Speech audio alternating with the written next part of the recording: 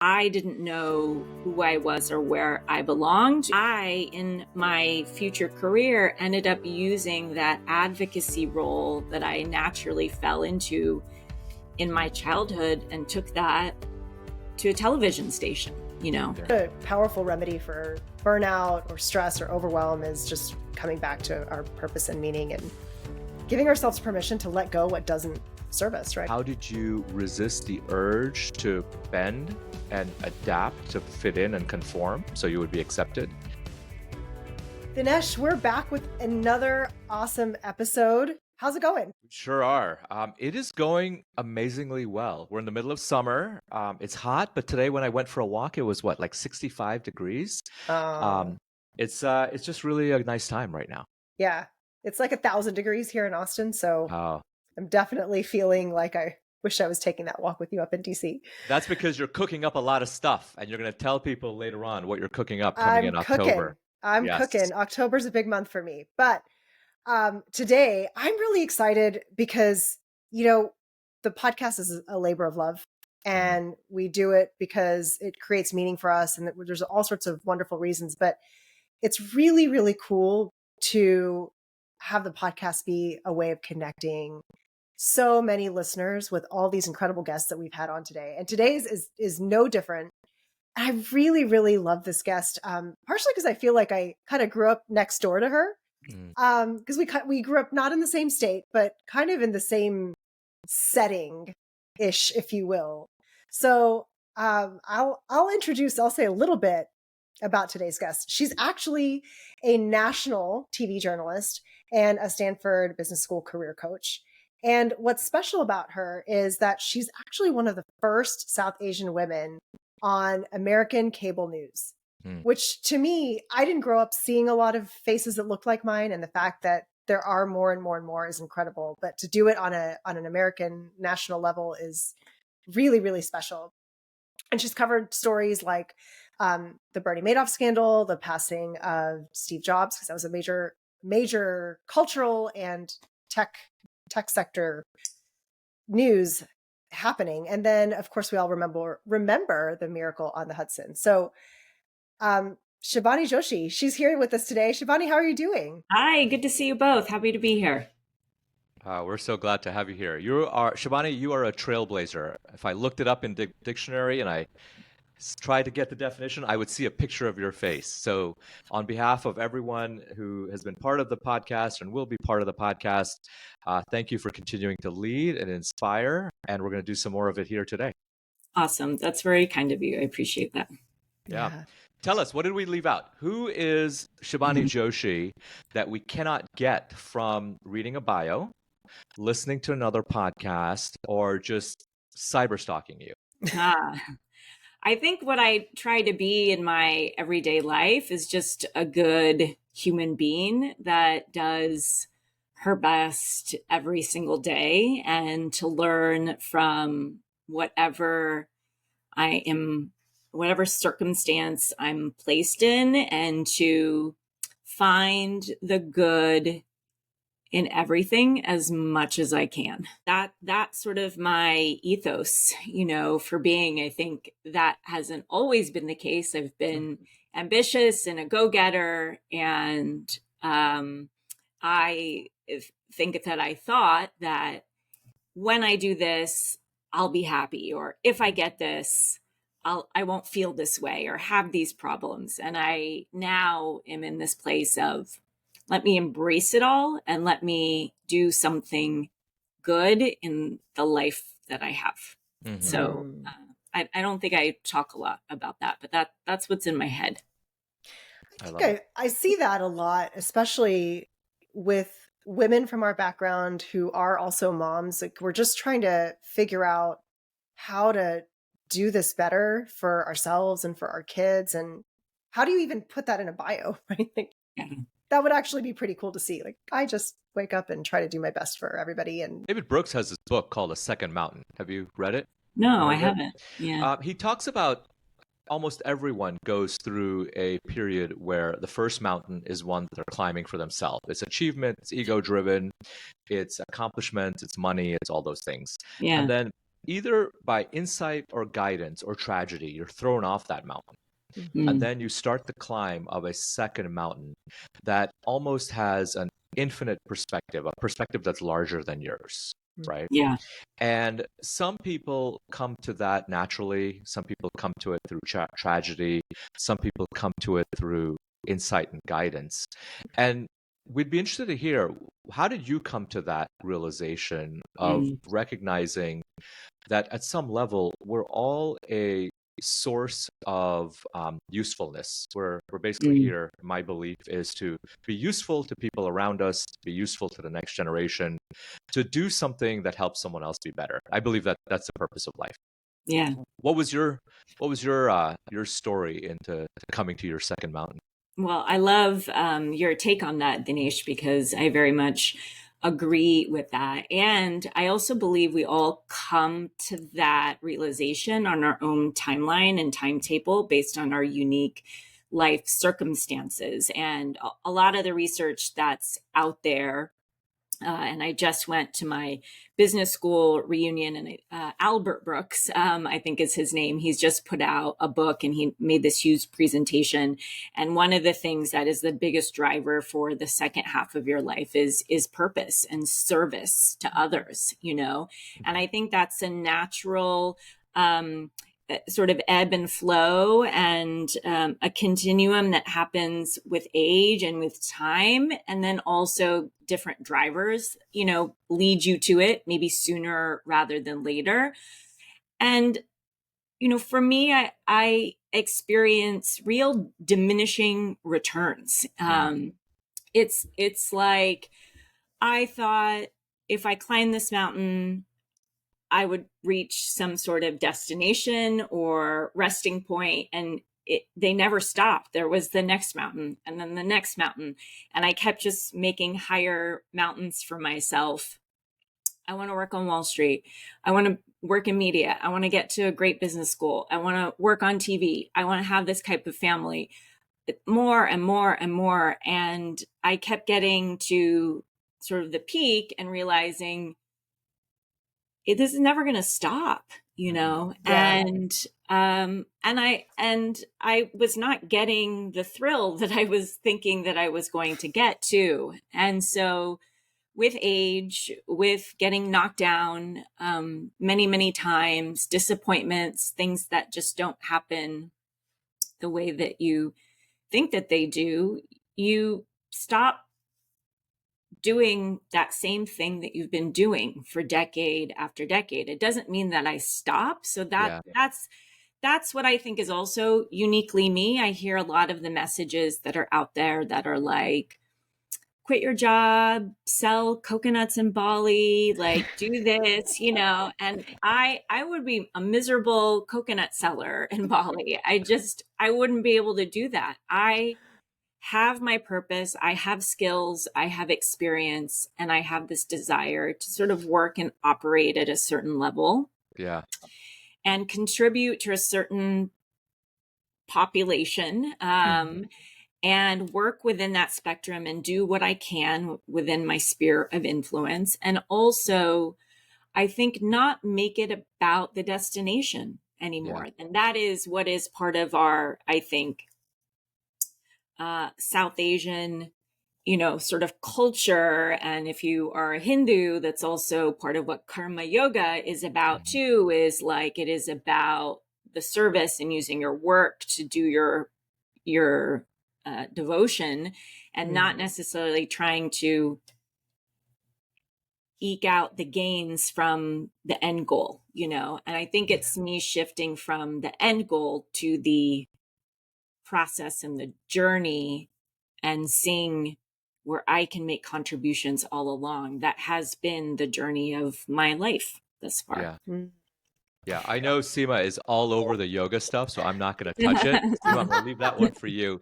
But, you know, Shibani, one thing I've noticed, I'm interested to hear your feedback, if you would, you know, sort of fact check or validate my thinking here, is that when you're talking about the next mountain, you know, the Wall Street, the media, the the accolades, the bigger house, the 401k, whatever the things we were Yeah. trying to collect. To me, I almost started to feel there were two parallel paradigms. One was the the wanting of it, Mm. and the second was the accepting or collecting of those things. And what I found is what I got to a point like you where I just couldn't, through grit and hustle and hard work, want it as fast or grab it as much as I wanted to. But when I released that and shifted more to a holistic approach, a service approach, being useful approach, I still collected them. I Yeah. still got them. Yeah. They still came my way. If anything, they came at a faster pace. Yeah. Right? Is that your experience, Seema? Feel free to chime in too about both your experiences. I mean, Shibani, I'll let you go first, and I certainly have an opinion. Yeah, I don't think it's about stopping living your life. Yeah. I don't think it's about, not getting paid and doing things of high value and high service and, wanting to have a comfortable life. That is also okay. I think all world religions, like, they're not telling you to be destitute. You have to make sure you have shelter, food, all of those things so that you can move on to spiritual enlightenment. It's hard to do that while being hungry. And so we have means that we need to take into account and work towards and value to create. And I don't think it is counterproductive or contradictory to be professionals such as all of us here and earn the things. And yet it is about it not being the point of why we do things, right? It is a byproduct and not the end goal. Yeah. I cannot agree more. I mean, there's so many different ways we could go through this, but it is absolutely, I find the story that comes to mind is we were on the beach a few years ago in Florida, and I was walking with my husband, and I looked down, and this beach was like, you would think there's all these seashells and stuff like that, but it was just white, soft sand. It was beautiful. And I just happened to look down, and as the waves sort of shifted the sand away and went back into the ocean, this little sand dollar peeked out of the sand, and I grabbed it, right? And I thought, if I had been looking for this sand dollar, if I had come to Florida and said, I won't be happy until I find a sand dollar on the beach, I don't think that I would have been likely to have found it or even seen it. But they just, these sort of gifts like the sand dollar on the sand, or the job that you want to find meaning from but can't seem to quite unlock, that happens when you're focused so wholly on being in the present moment. When, Shibani, you said you're looking at ways to act in service of the greater good. And even if you're not sure what that greater good is, honestly, just being at peace with yourself and who you are in the moment, it changes the frequency of how you're operating, right? And then different things come to you that way. Yeah, I love that. Absolutely. Yeah. I love that you kind of brought in Karma Yoga, because we, as South Asian Americans, we're finding ourselves in sort of this weird gap, right? Of maybe we have some different backgrounds that we've grown up in. You were mentioning if you grew up in Jersey or in California, you might have been steeped in Indian culture, versus you and I, we grew up in Oklahoma and small town Texas, where there wasn't as much, and we had to drive hours and hours to get access to any of that. Yeah. And I love that you're honoring sort of where those cultural roots come from and actually applying it to modern day life versus fighting it or shoving it in a box, or adhering only to that and not welcoming the new modern aspects of life. Yeah, that's awesome. Thank you. I think it's a living, breathing practice. I know that when I was younger, and probably like you, I know you grew up in a smaller town. I grew up in quote unquote metropolitan town of Oklahoma City, but there weren't. My parents were amongst the first Indian people in that state, and I remember people would, our last name is Joshi, would look in the phone book, Indians that would come through the state, look in the phone book and search for the common Indian names, Patel, Joshi, whatever it is, and then just randomly call us and say, we're here, we're from India, we're looking for Indian people. And we would have them over to our house, And in my formative years, I really felt that clash, right? That Indian Americans, South Asian Americans, I think any third culture hybrid immigrant might feel, which was in my home was little India. The smells, the language, the music, the values, and then I would step outside and I would be in America.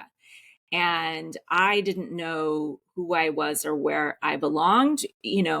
My cousins, my family, probably even my parents consider us American, not Indian. And when I would go to school, I'm people's Indian friend. And yet I felt like I don't fit anywhere.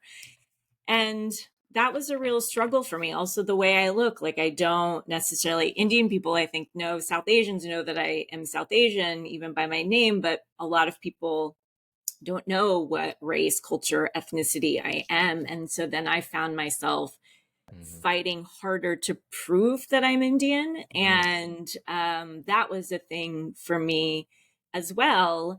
And I think over time, I have just sort of accepted I'm not going to be able to check any of the boxes, any of them, because even my experience, and as you can relate to, Seema, like growing up in Oklahoma, I go to college football games and I love college football. We tailgate, I am totally Oklahoman, I was raised in that environment, and there's a part of me, I can't hide that, and like someone on the West Coast can't relate to that in the same way. Friday Night Lights and two-stepping and like all that stuff that I felt like I had to do to kind of fit in. I think it's like my kids think that's awesome. They think Oklahoma's awesome, and what I learned to do over many decades was like become kind of an ambassador, I think, to the community around me about different people, about different cultures, that it's not scary and it's not ick and we're not weird. And,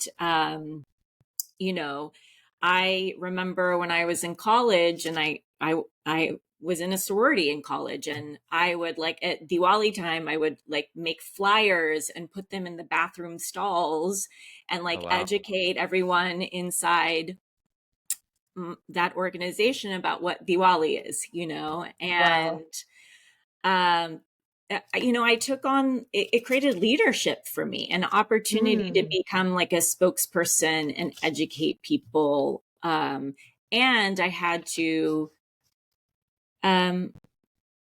blend in at the same time, do the stuff that was culturally normal to some extent. I didn't go to church. I was always people are trying to convert me, but I've been to church and I wanted to see what it was like. And I think that being able to straddle two cultures has ultimately led me to becoming like an effective communicator, an effective negotiator, an effective presenter on Fox News, and Fox Business, is because I understand those people. I lived and I grew up in that community, and they're not all bad.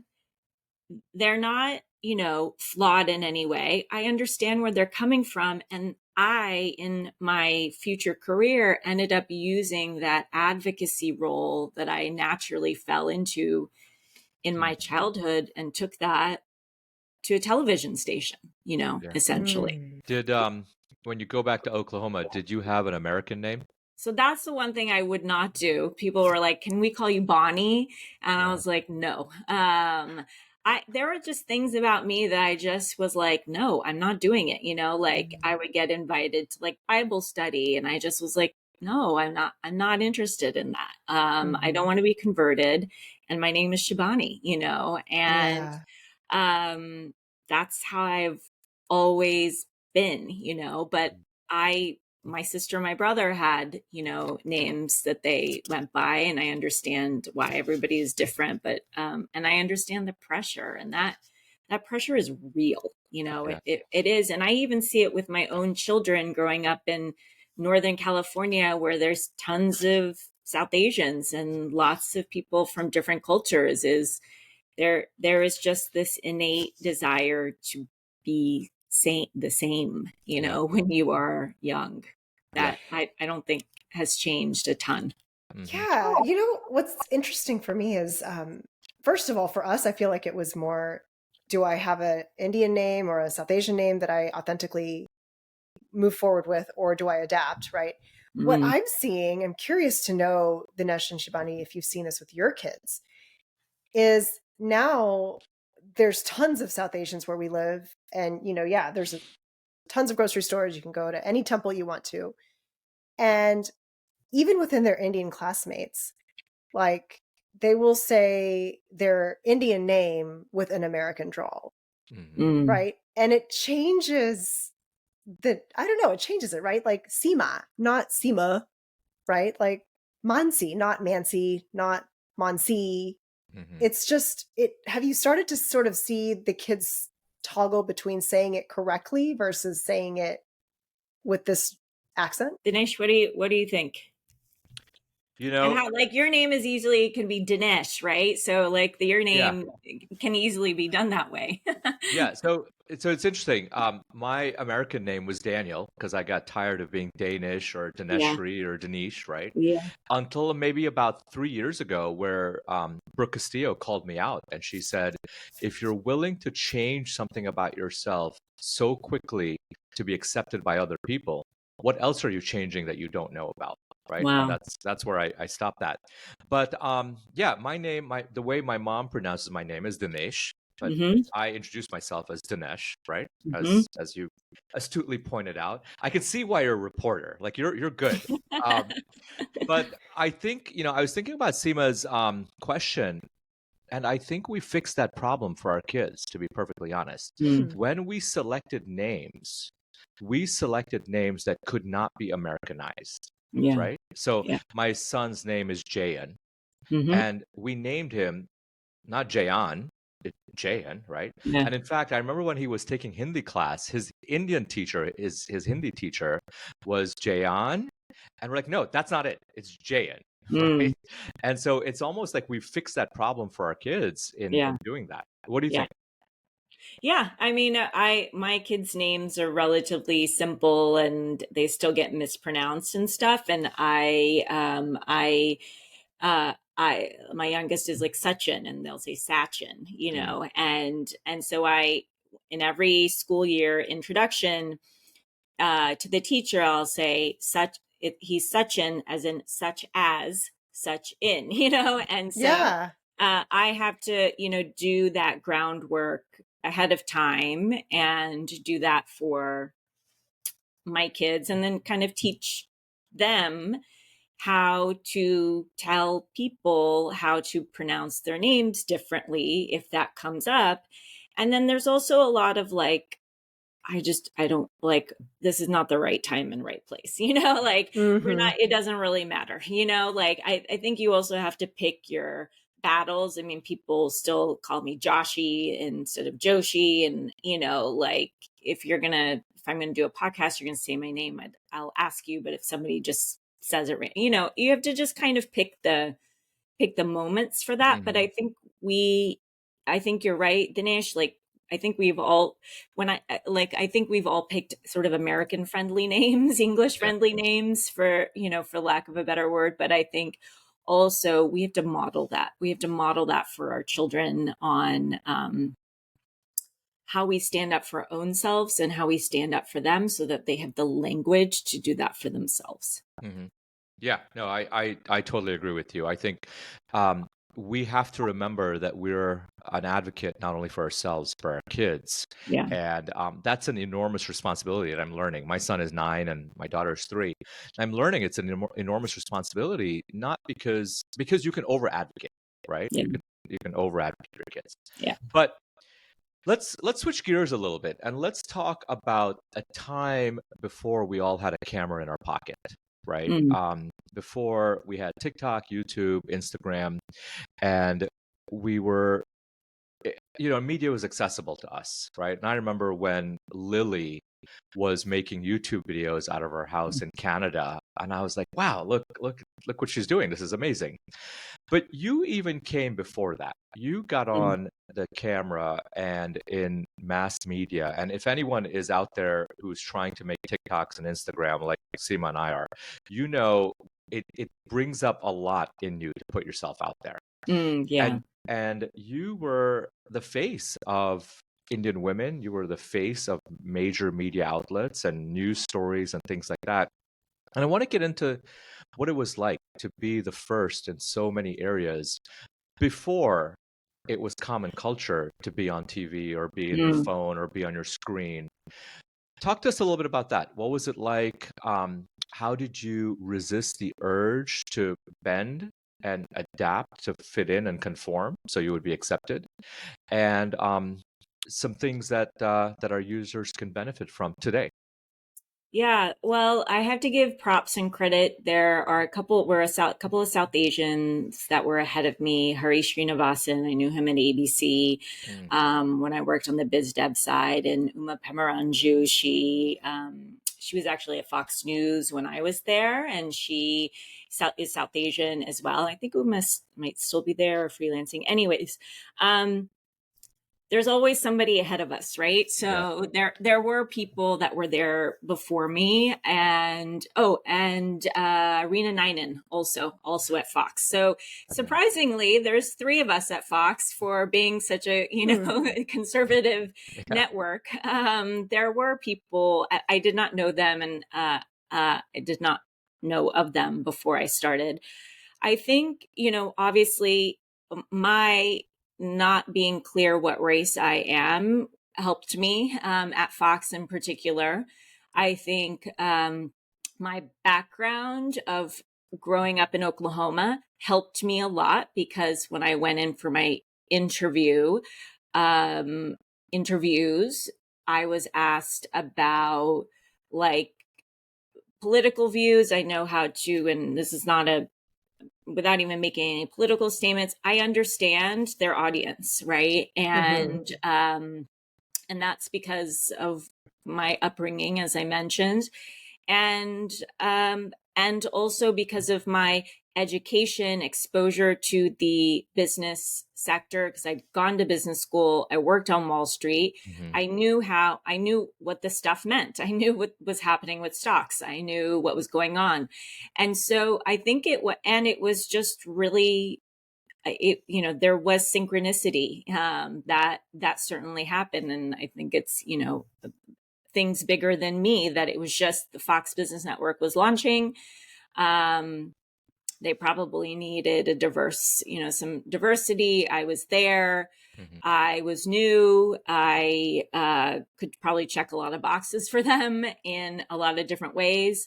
And I knew what I was talking about. I had to learn the journalism part, and that took a while. And I did it on the job. I was not trained as a journalist. And that I had sort of a rocky start in the beginning where I felt like a fish out of water, but I kept trying and I kept getting up and kept going. Mm-hmm. And I think, what I learned to do was similar to what I had been doing, growing up, which was, and I, my job is also to be a business reporter. You can't politicize stocks going up and down. You can't politicize, the newest iPad release. I mean, there was just things that it made it really easy for me to stick to my areas of strength.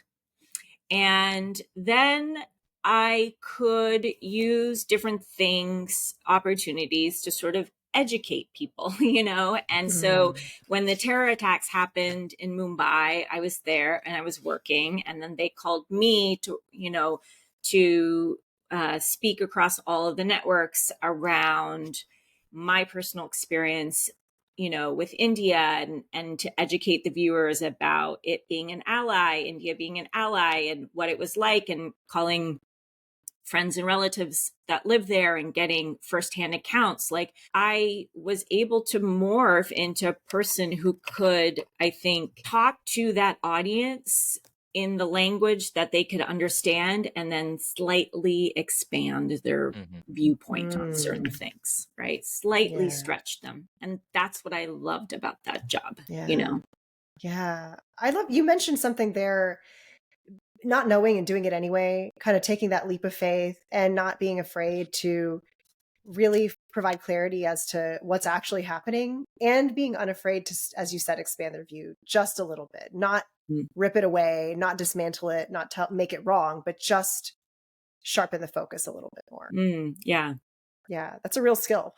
You can only do that when you are confident in your abilities. You know what your like kind of role and job is. You know, my job was to deliver the news and do it, and I had to build credibility, and then once you do that, you can kind of pull at the seams. I had pushed, and I had this amazing producer. Her name is Yvette, and she grew up in Malaysia, but has like South Asian history and background and ancestry. And anyways, so, you know, we had this sort of like coalition inside of, and the special friendship. And she said, I really want to do something in India. And so between she and I, we had to like work the management, and we finally, and they said, we're not here to promote Indian companies on Fox. And so we said, why don't we promote what American companies are doing in India and how they benefit from being in India? And then they said, okay. And so we interviewed the head of like General Motors and Pepsi, and even, you know, the head of Mahindra, who was making tractors and putting them in Texas and Kansas and things like that. So even that, you know, it came many years after being there, but it was little things like that that I felt. And a sideline note, like really a point of controversy was that I wore like Indian tops. I wore kurtas on air, and